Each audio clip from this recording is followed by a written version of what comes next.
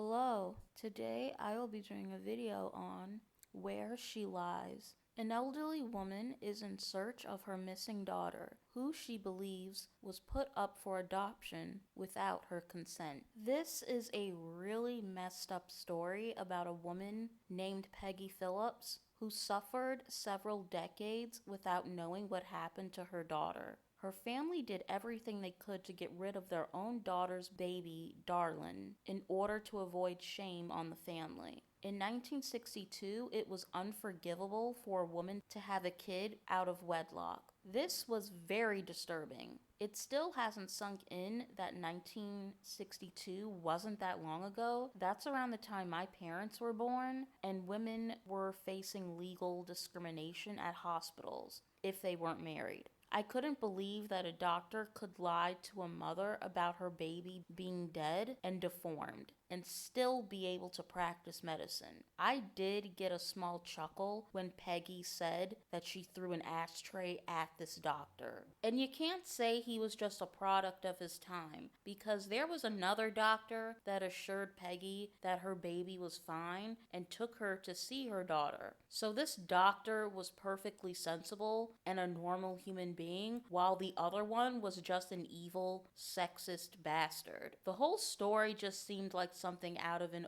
over dramatized Lifetime movie. Like, heck no, this could never happen. This is the Twilight Zone. But nope, it did. There's a lot of twists and turns, and even when watching, you can see the look on people's faces and the gears turning in their head. For example, when an answer would be brought to the table, other questions would pop up, other speculation, and it's almost like the journey for this woman is never going to end. Because once you get one answer, another theory will come up. And I'm like, oh my god, like, how is this woman dealing with all of this drama? I'm just watching and I'm already mentally exhausted just an hour in. How is this woman able to deal with this 4 decades later? Small spoiler ahead, but I just couldn't wrap my head around the fact that if these two insensitive family members hadn't lied to her, she would have never had to suffer as long as she did. They sent her on a wild goose chase, and for what? Also, I was upset that a certain person was brought back into the picture, especially after all the foul things she did to Peggy. Why would you ever want someone like that in your life?